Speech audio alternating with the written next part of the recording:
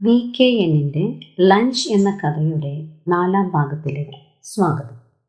പയ്യൻ രേണുവിനോട് പറഞ്ഞു, ഇത്ര സുന്ദരമായ ഒരു സ്ഥലത്ത് വെച്ച് എന്നെ ഓർത്തതിന് നന്ദി.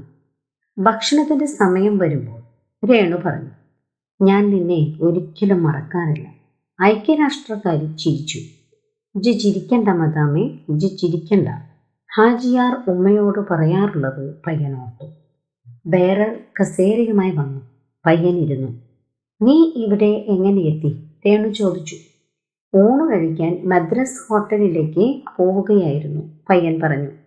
അപ്പോൾ വഴിക്ക് വെച്ച് നിന്റെ കാർ പുറത്ത് കിടക്കുന്നത് കണ്ടു. ഉടനെ കയറി വന്നു. റോമിൽ നിന്ന് വന്നവളുടെ കണ്ണുകളിൽ ഒരു മിന്നൽ മിന്നിമറയുന്നത് പയ്യൻ കണ്ടു.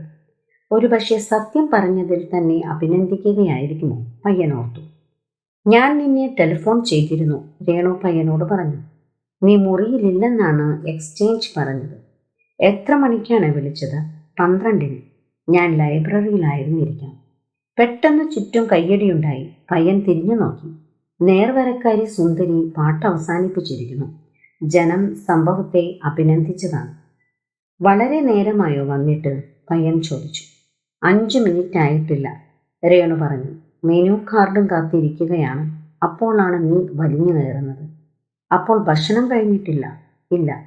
ഞാൻ കൂടി ചടങ്ങിൽ പങ്കാളിയാവുന്നതിനെ പറ്റി എന്താണ് അഭിപ്രായം? രണ്ടുപേരെയും മാറി നോക്കി പയ്യൻ ചോദിച്ചു. എൻ്റെ ഗസ്റ്റാണ് നിങ്ങൾ രണ്ടുപേരും, നീലിമ പറഞ്ഞു.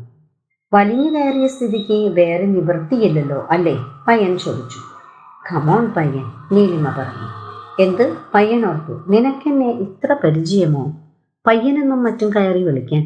നീ ഒരു ശിങ്കാരിയാണല്ലോടി റോമക്കാരി. പയ്യൻ രേണുവിനെ നോക്കി. ഡയലോഗ് കേട്ടില്ലെന്ന മട്ടിൽ ഇരിക്കുന്നു, പയ്യൻ പറഞ്ഞു. നിന്റെ കാർ പുറത്തു കണ്ടപ്പോൾ വല്ല ബോയ് ഫ്രണ്ട്സുമായിരിക്കുമെന്നാണ് ഞാൻ വിചാരിച്ചത്.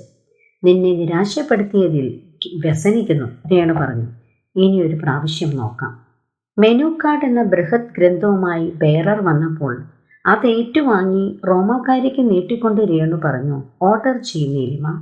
പയ്യൻ ഓർഡർ ചെയ്യട്ടെ, നീലിമ പറഞ്ഞു. ടേസ്റ്റ് എങ്ങനെയുണ്ടെന്ന് നോക്കാമല്ലോ. ടേസ്റ്റ് മുഷിയില്ല, ഗ്രന്ഥം വാങ്ങിക്കൊണ്ട് പയ്യൻ പറഞ്ഞു. എന്നിട്ട് കയറി ഓർഡർ ചെയ്തു. Spanish soup, tandoori roti, chicken Kashmiri, roast lamb, French salad, 2 തരം പായസം, കോഫി. 1-ാം തരം, നീലിമ പറഞ്ഞു.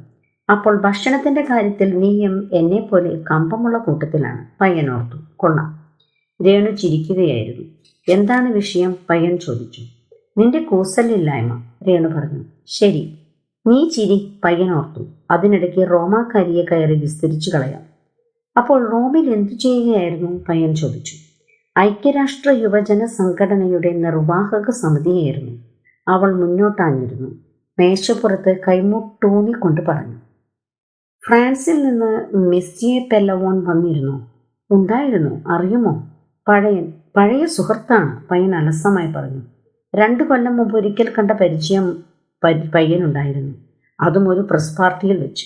വെളിച്ചപ്പാടിന് തന്നെ അറിയുമെന്ന് പയ്യന് സ്വൽപ്പം പോലുമില്ല. എങ്കിലും എന്തിനു വിട്ടുകൊടുക്കുന്നു? നീലിമയുടെ കണ്ണുകൾ തിളങ്ങി. അവൾ പറഞ്ഞു, ഈ കൊല്ലത്തെ പ്രസിഡന്റ് അദ്ദേഹമാണ്. ഓ, എന്നാൽ അഭിനന്ദനമായൊരു കേബിൾ അയക്കണമല്ലോ. ഈ ശിശിരത്തിൽ ഒരുപക്ഷെ അദ്ദേഹം ഡൽഹി സന്ദർശിക്കും. വരുമ്പോൾ അറിയിക്കണേ, പയ്യൻ പറഞ്ഞു. തീർച്ചയായും. അങ്ങനെ നിന്റെ തണ്ടിനെ ഞാൻ ശരിപ്പെടുത്തിയിരിക്കുന്നു, പയ്യൻ ഓർത്തു. നീ ഈ സംഘടനയിൽ ഉണ്ടായിരുന്നില്ലേ പയ്യൻ? രേണു ചോദിച്ചു. 2 വർഷം മുമ്പ് വരെ ഉണ്ടായിരുന്നു, പയ്യൻ പറഞ്ഞു. പിന്നെ എന്തിനു വിട്ടു? നീലിമ ചോദിച്ചു. ഇതിനൊക്കെ സമയം എവിടെ? പയ്യൻ പറഞ്ഞു. സജീവമായി പ്രവർത്തിക്കാൻ സാധിക്കില്ലെങ്കിൽ ഒരു സംഘടനയിലും അംഗമായിരുന്നിട്ട് എന്ത് കാര്യം? അത് പറ്റില്ല, നീലിമ പറഞ്ഞു. താങ്കൾ വീണ്ടും അംഗമാകണം. ആയേ തീരും, രേണു പറഞ്ഞു. പൊന്നുമോളുടെ പരിഹാസം മുഷിയില്ല, പയ്യൻ ഓർത്തു.